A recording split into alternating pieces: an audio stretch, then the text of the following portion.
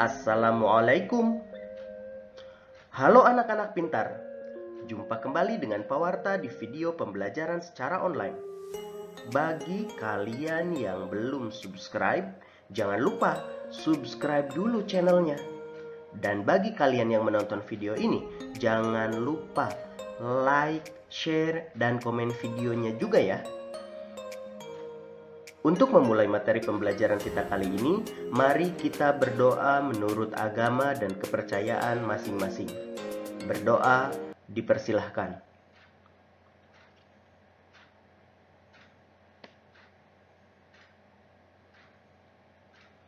Selesai.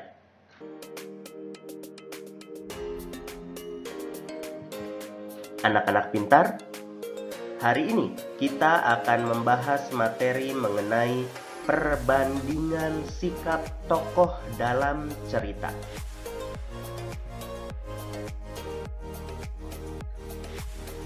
Salah satu unsur intrinsik dari sebuah cerita adalah tokoh. Tokoh adalah pelaku cerita. Ia mengalami serangkaian peristiwa yang terjalin menjadi sebuah cerita. Tokoh dalam cerita digambarkan memiliki watak tertentu. Penggambaran ini disebut sebagai penokohan.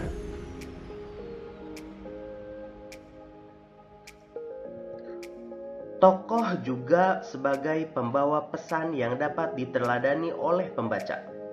Berikut ini adalah beberapa contoh sikap yang bisa diteladani.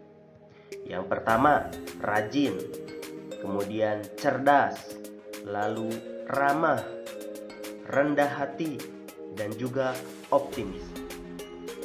Selain itu, ada juga sikap-sikap yang tidak pantas untuk dicontoh oleh para pembaca. Di antaranya, malas, sombong, jahat, kemudian bohong, dan yang terakhir, kikir.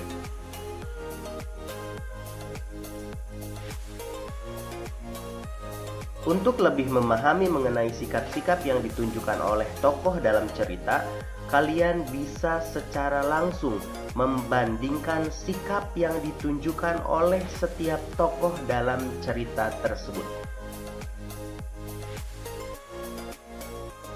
Sekarang, mari kita membaca cerita berjudul Semut dan Belalang.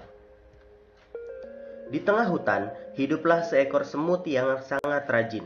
Setiap hari, semut itu selalu bekerja mengumpulkan makanan dan menyimpannya di dalam lumbung. Teriknya matahari dan derasnya air hujan tidak mengurangi semangat sang semut untuk mengumpulkan makanan.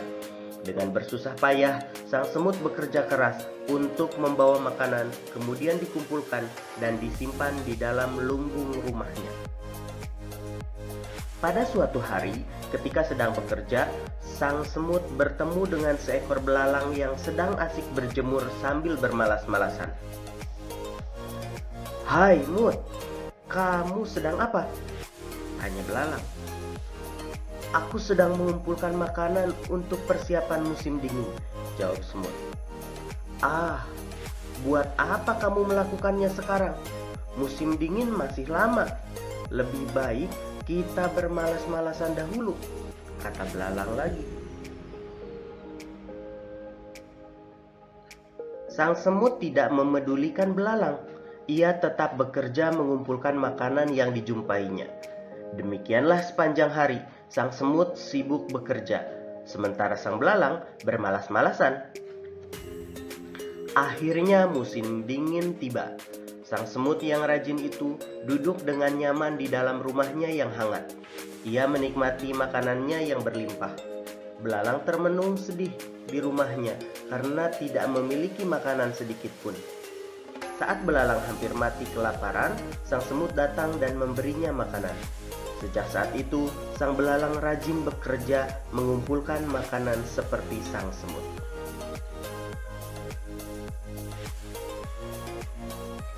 Setelah kalian membaca cerita tersebut, Sekarang saatnya kalian mengerjakan tugas berikut ini. Jawablah pertanyaan-pertanyaan berikut berdasarkan isi bacaan. Nomor 1. Sebutkan tokoh-tokoh yang terdapat dalam bacaan tersebut.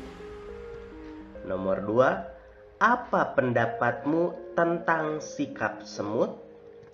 Nomor 3. Apa pendapatmu tentang sikap belalang? Dan nomor 4. Sikap apa saja yang bisa kalian contoh dari cerita tersebut? Silahkan kalian jawab soal-soal tersebut pada buku tugas kalian. Selamat mengerjakan. Anak-anak pintar, menurut kalian, di manakah tempat berlangsungnya cerita tentang semut dan belalang tadi? Ya, betul sekali. Latar dari cerita tersebut adalah di tengah hutan.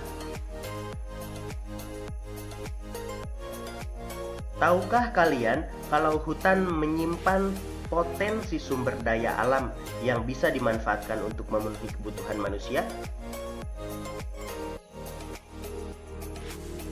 Namun, pemanfaatan sumber daya alam yang berlebihan dapat mengganggu keseimbangan alam. Contohnya, hutan yang rusak akibat pembalakan liar menyebabkan banyak jenis tumbuhan langka mati karena ditebang atau tertimpa pohon yang roboh. Berbagai jenis hewan kehilangan tempat tinggal dan kesulitan mencari makan. Selain itu, kerusakan hutan juga bisa mengakibatkan bencana alam, seperti banjir bandang, tanah longsor, dan bisa menyebabkan kekeringan.